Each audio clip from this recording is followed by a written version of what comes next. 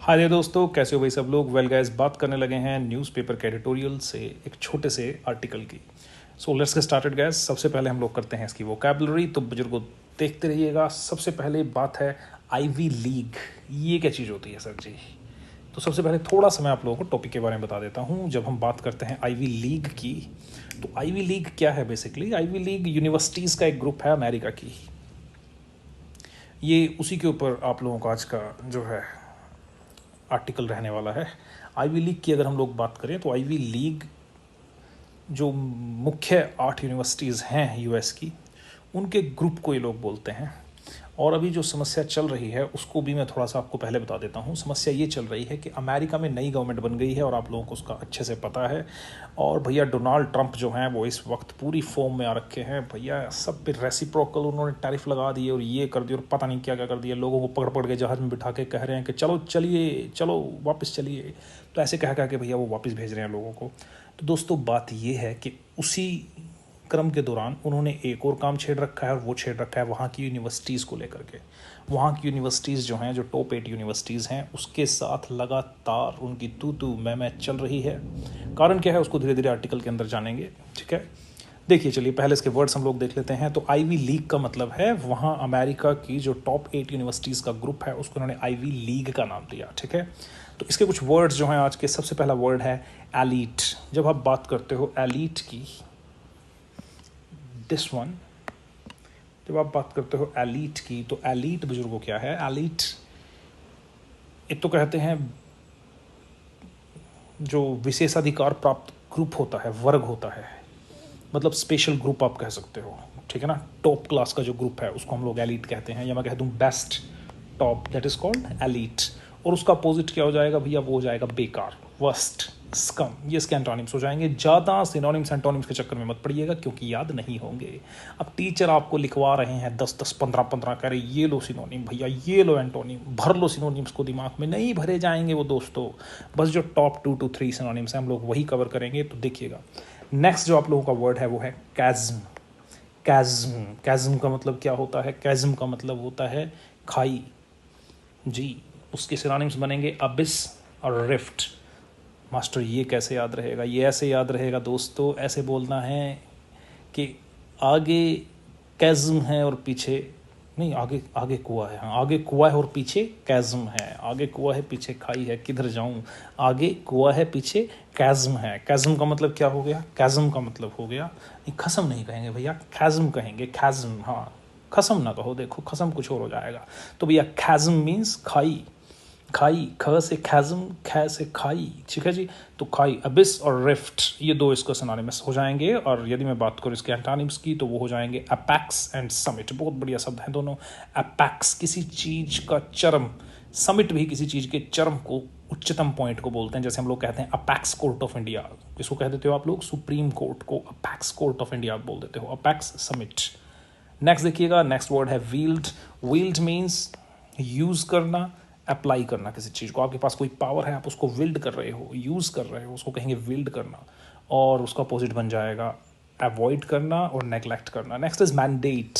जब आप मैंडेट की बात करो तो मैंडेट एक बहुत बढ़िया शब्द है। और ये वाला जो वर्ड है ये इलेक्शन से जुड़ा हुआ वर्ड है। मैंडेट का मतलब होता है बहुमत मिल जाना। जैसे बीजेपी को मैंडेट मिला, इन्होंने अपना सरकार बना दी। दिल्ली में इनको क्या हुआ? दिल्ली में इनको मैंडेट मिल गया और ये सरकार बना गए। और भैया हमारे अरविंद केजरीवाल जी चूक गए मैंडेट से, अब वो झाड़ू लगाते हुए घूम रहे हैं, तो उसको कहते हैं मैंडेट। सिनोनिम्स रहेंगे ऑर्डर एंड कमांड। और इसके जो अपोजिट वर्ड जाएंगे वो जाएगा denial and veto. Next purport. Purport means claim करना, अलेज करना, किसी पर किसी तरह का क्या करना, आरोप लगाना। डिनाई कर देना, मना कर देना, कॉन्ट्राडिक्ट करना, ठीक है। ये इसके अपोजिट हो जाएंगे बेडरॉक। ये एक बढ़िया वर्ड है दोस्तों, इसको ध्यान से देखिएगा। बेडरॉक का मतलब क्या हो गया? बेडरॉक मीन्स किसी की नींव, फाउंडेशन और बेसिस। अपोजिट क्या है? फाउंडेशन को उल्टा, नींव को उल्टा क्या हो जाएगा? सरफेस, टॉप किसी चीज़ का, ठीक है। नेक्स्ट स्लैविस। स्लैविस, स्लैविस क्या होता है? स्लैविस होता है चापलूस। चापलूस को कहते हैं स्लैविस। सबमिसिव, सबमिसिव मतलब दब्बू, जो दब के दूसरे के अंडर रहे। सबसर्वियंट मीन्स भी वही होता है, दब्बू जो दब के रहे, दूसरे की हाँ में हाँ मिलाता रहे, उसको कहेंगे हम लोग चापलूस और स्लैविस। नेक्स्ट देखिएगा, नेक्स्ट है इसके अपोजिट हम लोग कहें अगर इंडिपेंडेंट, जो किसी पे डिपेंड नहीं करता, चापलूस नहीं है, अपनी मर्जी चलाता है, वो है इंडिपेंडेंट, ओरिजिनल, असली। हाँ जी, नेक्स्ट देखिएगा फॉन ओवर। फॉन ओवर का मतलब होता है किसी को फ्लैटर करना, उसकी चापलूसियाँ करना, ठीक है जी। फ्लैटर करना, किसी को फ्लैटर करना, ग्रोवल करना, और उसका अपोजिट हो जाएगा किसी को इग्नोर कर देना और उसकी इंसल्ट कर देना। स्टिफल मीन्स, स्टिफल का मतलब है स्प्रेस करना, दबाना किसी को, स्प्रेस। और स्मॉदर, स्मॉदर का मतलब होता है किसी का गला दबा के सांस रोक के उसको मार देना, ठीक है। मुंह से किसी का सांस रोक दिया आपने, उसको मार दिया, दबा देना, मतलब स्मॉदर मीन्स दबा देना, स्प्रेस का मतलब भी दबा देना। उसके अपोजिट होता है किसी को एनकरेज करना, एक्सप्रेस करना चीज़ों को, ठीक है। आर्म ट्विस्ट, भैया ये तो बड़ी कॉमन सा एक शब्द है, आपने अपने घर में देखा होगा। आपकी बुआ घर पे आई है और 100 रुपये आपके लिए लाई है, 100 रुपये छोटी बहन के लिए लाई है। थोड़ी देर के बाद क्या हुआ, थोड़ी देर बाद आपने छोटी बहन की बाजू को आर्म ट्विस्ट कर दिया और उसे कहा निकाल 100 रुपया। तो 100 रुपया तुम्हें मिल गया। तो ये जो तुमने किया आर्म ट्विस्ट, इसका मतलब होता है प्रेशर क्रिएट करना, फोर्स लगाना। उसका अपोजिट होता है परसुएड करना, सजेस्ट करना। परसुएड है प्यार से फुसला करके पैसे ले लेना कि दीदी अपने 100 रुपये मुझे दे दो, मैं इसके साथ लॉटरी खेलूँगा और लॉटरी में हम लोग दोनों करोड़पति बन जाएंगे। ऐसे करके आपने परसुएड कर दिया, सजेस्ट कर दिया कि दीदी ये 100 रुपये मुझे दो, ठीक है, मैं इसको शेयर मार्केट में लगा करके इसके 1000 करोड़ रुपए बना के तुम्हें वापस कर दूंगा। तो इसको कहते हैं सजेस्ट करना, परसुएड करना। ये विपरीत थे। To toe the line, to toe the line means एक लाइन पर चलते रहना, मतलब जैसी किसी ने लाइन बताई कि बस इस रास्ते चलते रहो, चलते रहो, चलते रहो। टू टो द लाइन का मतलब हो जाता है अनुसरण करना, फॉलो करना, अबाइड करना, कन्फर्म करना, कंप्लाई करना। उसका अपोजिट होता है किसी की बात ना मानना, रिबल कर जाना, ठीक है जी, विद्रोह कर देना, डिफाई कर देना, मना कर देना। तो ये रहे आज के वर्ड्स। वर्ड्स को कहीं दूर नोट कर लीजिएगा, इतनी दूर जहाँ से वो तुम्हें दोबारा दिखाई ना दें। देखिएगा, अब शुरू करते हैं अपना आज का article. So let's get started. भैया देरी के लिए माफ़ी चाहूँगा। असल में हुआ क्या है, एक बार तो मैं पहले भी इसको बना चुका हूँ, सारा आपके लिए तैयार था, लेकिन तैयार करने के बाद मुझे पता चला कि मैं माइक ऑन करना भूल गया हूँ। तो ऐसी छोटी मोटी गलतियाँ होती रहेंगी, खिलाड़ी अभी नया है। तो लेट्स गेट स्टार्टेड गया, चलिए शुरू करते हैं मेरे दोस्तों। शुरू करेंगे, शुरू कर। सो नॉट जस्ट हार्वर्ड, मतलब कि केवल हार्वर्ड ही नहीं। पहले मैं थोड़ा सा इसके बारे में बता देता हूँ आपको। आज का जो हम लोगों का आर्टिकल है वो बेसिकली है क्या, देखिए अमेरिका में गवर्नमेंट हुई है चेंज। डोनाल्ड ट्रंप जी, आपको पता ही है, वो चचा नए प्रेसिडेंट बन गए हैं अमेरिका के। और जिस दिन से ये चचा नए प्रेसिडेंट बने हैं उस दिन से इन्होंने धुआं उठा रखा है भाई साहब। कहीं कह रहे हैं रेसिप्रोकल टैरिफ लगा दूंगा। रेसिप्रोकल टैरिफ मतलब तुम हमारे ऊपर अगर 10 रुपये लगाओगे, हम तुम्हारे ऊपर भैया 12 रुपये लगा देंगे, ठीक है। सब देशों के नाक में इसने दम करके रखा हुआ है। और सिर्फ बाहर वाले ही से तंग नहीं है, इस चचा ने घर वालों को भी तंग कर रखा है। घर वालों को इसने कैसे तंग कर रखा है वो एक बार बताता हूँ आप लोगों को। वहाँ पे जो टॉप 8 यूनिवर्सिटीज़ हैं, जिसके ग्रुप को हम लोग कहते हैं Ivy League elite. Ivy League elite मतलब जो टॉप 8 यूनिवर्सिटीज़ का ग्रुप है, उसको हम लोग आईवी लीग एलिट यहाँ बोल रहे हैं। ये जो आपने बोला है, वो लोगों को भी इसने दुखी करके रखा हुआ है। दुखी कैसे कर रखा है उसके बारे में बता देता हूँ आपको। असल में जो इज़राइल और पैलेस्टीन का युद्ध चल रहा है, उस युद्ध के दौरान, जैसे हमारे यहाँ जेएनयू में हो जाता है, जेएनयू में पीछे नारे लगा दिए गए थे भारत के खिलाफ। लेकिन ये भारत है भैया, हमारा हाजमा बहुत है। यहाँ लोग हम ही को गालियाँ देते रहते हैं, लेकिन हम लोग कुछ नहीं कहते। फॉरेन में ऐसा नहीं है दोस्तों। सो अमेरिका में भी डेमोक्रेसी है, वहाँ पे भी लोगों को फ्रीडम है। लेकिन वहाँ पे हुआ क्या है इस बार, वहाँ पे इज़राइल और फ़लस्तीन के युद्ध के दौरान जब उनका युद्ध चल रहा है, तो वहाँ पे स्टूडेंट्स ने यूनिवर्सिटी में नारेबाजी कर दी, ठीक है। तो इस नारेबाजी में, जैसे इंडिया में हुआ था जेएनयू में, इस नारेबाजी से गुस्सा होकर के जो हमारे ट्रंप चचा हैं वो कह रहे हैं कि मैं किसी यूनिवर्सिटी को अब रुपया नहीं दूंगा, पैसे नहीं दूंगा, और बाहर से ये जो स्टूडेंट्स आते हैं इनको रोका जाए, और सिर्फ ज्यूइश स्टूडेंट, मतलब एक पर्टिकुलर धर्म के स्टूडेंट, उनके अपने धर्म के स्टूडेंट को ही मैक्सिमम लेके आया जाए। ये जो डाइवर्सिटी चल रही है कि अलग अलग देशों से अलग अलग, समझ रहे हो ना, किस पर्टिकुलर धर्म की बात कर रहा हूँ मैं, डायरेक्ट नाम नहीं ले रहा हूँ, बल्कि तुम समझ तो चुके ही होंगे, ठीक है। वो कह रहे हैं कि वहाँ से कोई उस तरह का बंदा यहाँ ना आए, ठीक है जी, कि दूसरे देशों के जो स्टूडेंट्स यहाँ आते हैं उनको कम किया जाए। वो इस चीज़ पर जोर दे रहे हैं। और यूनिवर्सिटीज़ कह रही हैं कि अगर दूसरे देश से लोग नहीं आएंगे, इंटेलिजेंट लोगों को हम यहाँ नहीं खींचेंगे, तो देश तरक्की कैसे करेगा। तो इस तरह का मामला है। सो चलिए शुरू करते हैं। और ये जो 8 यूनिवर्सिटीज़ हैं, टॉप यूनिवर्सिटी का तो आपको पता ही होगा, हार्वर्ड यूनिवर्सिटी। तो देखिए शुरू करते हैं. नोट जस्ट हार्वर्ड, केवल हार्वर्ड ही नहीं. No need to shed tears for Ivy League elite, but cheers as they stand up to the bully when all are caving in. अर्थात आईवी लीग के विशेषाधिकार प्राप्त वर्ग के लिए, मतलब जो टॉप 8 इंस्टीट्यूट्स हैं, वो आईवी लीग के टॉप 8 इंस्टीट्यूट्स के लिए आप लोगों को रोने की जरूरत नहीं है, बल्कि उनकी तो सराहना होनी चाहिए. उनकी तो सराहना होनी चाहिए. As they stand up to the bully when all are caving in. क्योंकि जब सभी झुक रहे थे वो अत्याचार के खिलाफ खड़े हो रहे हैं. जब सब लोग झुक रहे हैं वो अत्याचार के खिलाफ खड़े हो रहे हैं. तो देखो यहाँ से इन्होंने बात करनी शुरू की. इन्होंने कहा no need to set tiers for Ivy League elite. जो आईवी लीग ग्रुप है, जो टॉप 8 यूनिवर्सिटीज़ का ग्रुप है, उसके लिए आपको रोने की जरूरत नहीं है, अपितु परंतु उनकी सराहना की जानी चाहिए. They stand up to the bully. Bully का मतलब होता है किसी पे दबंगई करना, अत्याचार करना. जैसे बड़े बच्चे छोटे बच्चों के टिफ़िन छीन लेते हैं, उसको बुली कहते हैं. तो क्योंकि वो लोग अत्याचार के खिलाफ खड़े हो रहे हैं जब सभी लोग आर केविंग इन. केविंग इन का मतलब क्या होता है? केविंग इन का मतलब होता है झुक जाना. जब लोग झुक रहे हैं भाई, वो लोग खड़े हो रहे हैं. In America as in every democracy the promise of its founding ideals is only partially met by the society and politics of the day. America में जैसे कि हर लोकतंत्र में होता है, अमेरिका में जैसा कि हर लोकतंत्र में होता है, जो डेमोक्रेसी के वायदे होते हैं, मतलब जो आदर्श होते हैं, उनको आंशिक रूप से समाज और राजनीति द्वारा पूरा किया जा रहा है. आंशिक तौर पर मतलब जो डेमोक्रेसी में चीज़ होनी चाहिए, उन बातों को, जो वहाँ के रूल्स होते हैं, उन रूल्स को, उन आदर्शों को, उन वायदों को आधे अधूरे तरीके से आंशिक रूप में पूरा किया जा रहा है, जैसा कि सब जगह पे होता है. इन द करंट मोमेंट,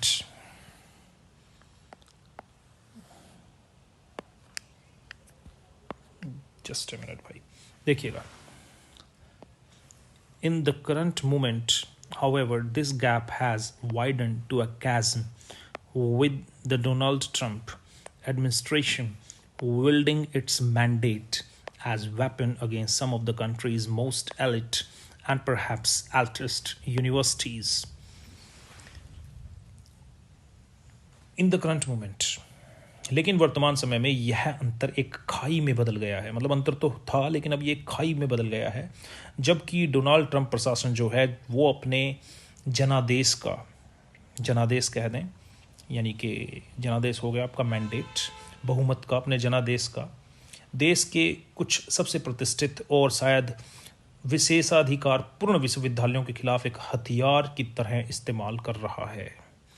मतलब दूरियां तो पहले से थी, लेकिन अब ये दूरियां बढ़कर के कैज़म में, खाई में बदल चुकी हैं, क्योंकि जो डोनाल्ड ट्रंप है और उसकी जो सरकार है, वो यूनिवर्सिटीज़, जो टॉप यूनिवर्सिटीज़ हैं, उनके खिलाफ अपने मैंडेट को, अपने जनादेश को, अपने बहुमत को एक हथियार के जैसे इस्तेमाल कर रहा है.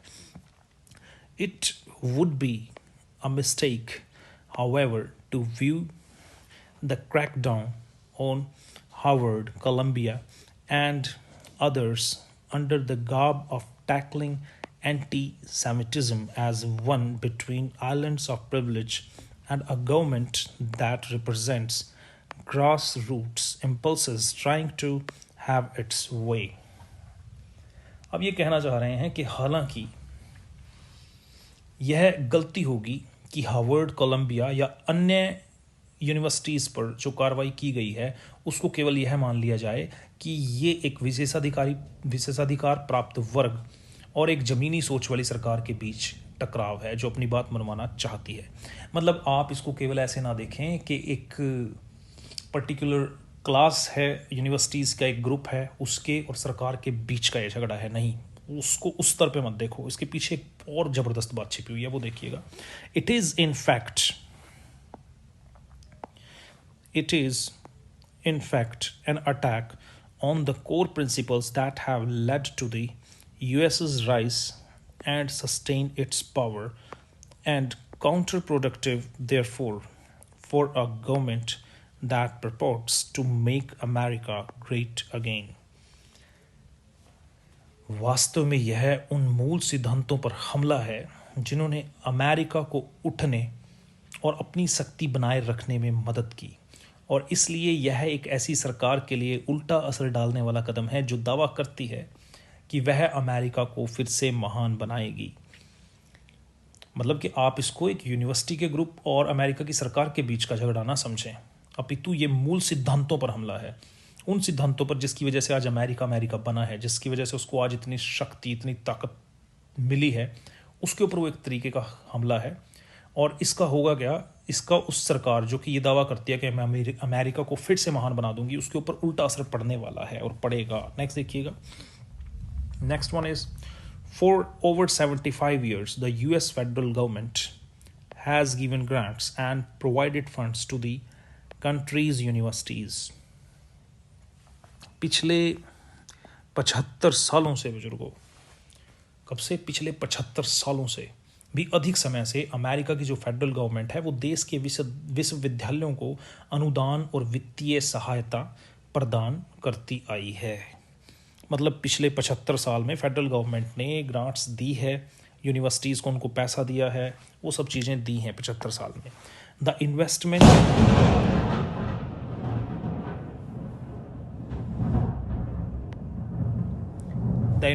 Has more than paid of. भाई इसके लिए माफ़ी चाहूँगा, अभी अभी बिजली ने गरज करके बताया है कि देखो आर्टिकल थोड़ा सा टफ है, तो घबराइएगा मत, माफ़ी चाहूँगा। The investment has more than paid off. ये जो इन्वेस्टमेंट हुई है, जो पैसा खर्चा है इन्होंने 75 साल में, ये निवेश जो इन्होंने किया है, ये पूरी तरह से सफल और लाभकारी रहा है। Paid of, has more than paid of, मतलब जितना इन्होंने खर्चा उससे ज़्यादा इनको फ़ायदा हुआ है। फ़ायदा कैसे हुआ है? It has produced knowledge and innovation that is the bedrock of the US's economy, economic, military and technological might. यहाँ माइट का मतलब क्या है? यहाँ माइट का मतलब होता है ताकत, जैसे होता है माइटी राजू, ठीक है जी। यहाँ माइट कोई हेल्पिंग वर्ब नहीं है, यहाँ इसको यूज़ किया गया है एक माइट, ताकत, नाउन के तौर पर। तो देखिएगा यहाँ मीनिंग बन गया कि जितना पैसा इन्होंने लगाया है वो उतना ही लाभकारी भी रहा है। इससे वह इट हैज़ प्रोड्यूस नॉलेज, इससे ज्ञान और इनोवेशन को पैदा किया गया है, जो अमेरिका की आर्थिक, सैन्य और तकनीकी शक्ति की नींव है। उसकी जो तकनीकी शक्ति है जो आज उसके पास है, उसकी नींव यही है। ये नॉलेज और ये इनोवेशन कहाँ से पैदा हुई है? क्योंकि इन्होंने 75 साल तक इन यूनिवर्सिटीज़ को पैसा दिया है, वहाँ पे उन्होंने काम किए और यूनिवर्सिटीज़ से ही वो इतने तरक्की कर पाए। Why then is the government attacking the foundation on which its greatness was built? तो फिर सरकार उस नींव पर हमला क्यों कर रही है जिस पर उसकी महानता टिकी है? The university has become a front in the culture wars that defines US politics today. और जो आपकी यूनिवर्सिटी है वो आज संस्कृति युद्धों का केंद्र बन गई है, जो कि अमेरिका की राजनीति को प्रभावित करते हैं। मतलब इस समय अमेरिका की जो राजनीति के हालात चल रहे हैं उसका युद्ध क्षेत्र बन के रह गई हैं यूनिवर्सिटीज़। नेक्स्ट देखिएगा, ऑन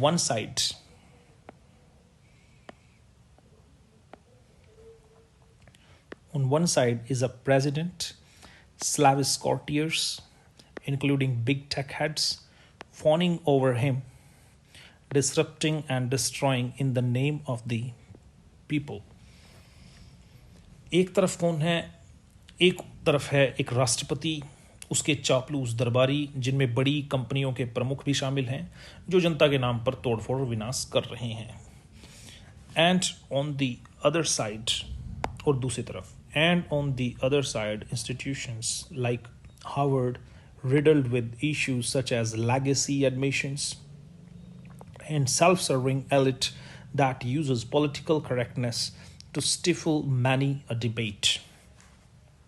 और दूसरी तरफ वो इंस्टीट्यूट्स हैं जैसे कि हार्वर्ड है, जिनकी अपनी समस्याएं हैं, जो इस तरह के इश्यूज से जूझ रहे हैं, जैसे कि है लेगेसी एडमिशंस और self serving elite that uses political correctness to stifle many a debate. इसमें थोड़ी सी कुछ बातें मैं आपको समझाना चाहूँगा।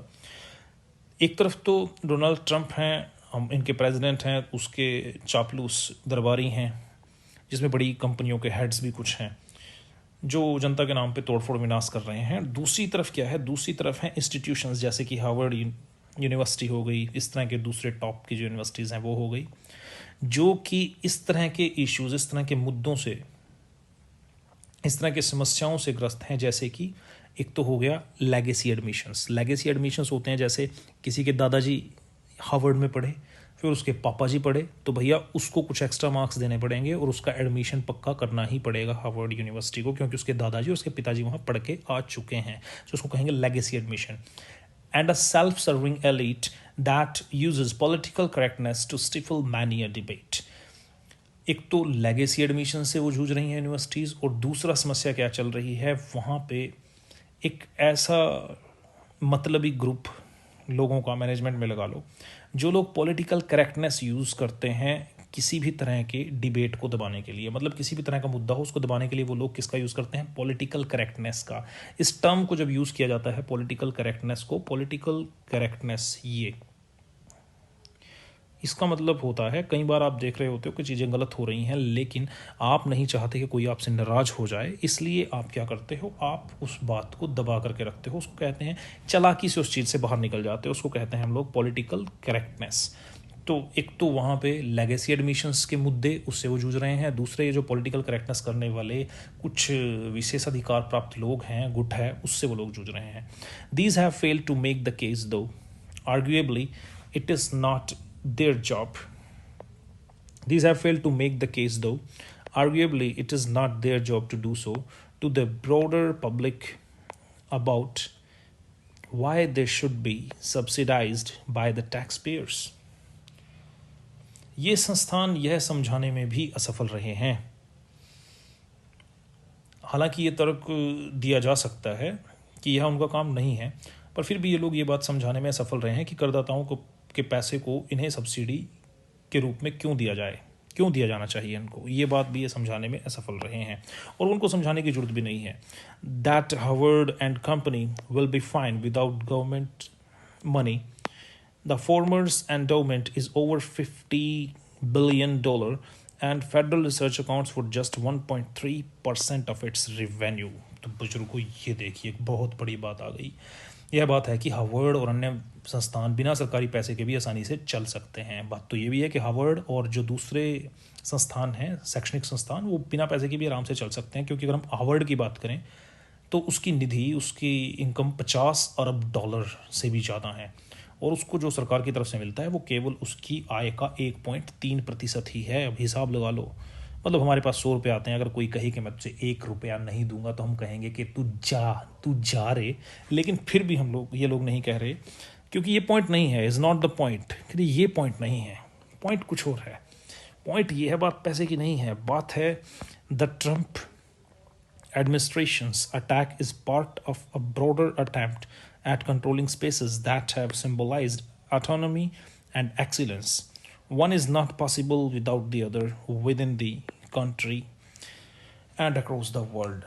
असली बात यह है कि जो ट्रंप प्रशासन है का यह जो हमला है, ये एक व्यापक प्रयास का हिस्सा है जिसका उद्देश्य उन स्थानों पर नियंत्रण करना है जो स्वतंत्रता और उत्कृष्टता के प्रतीक हैं।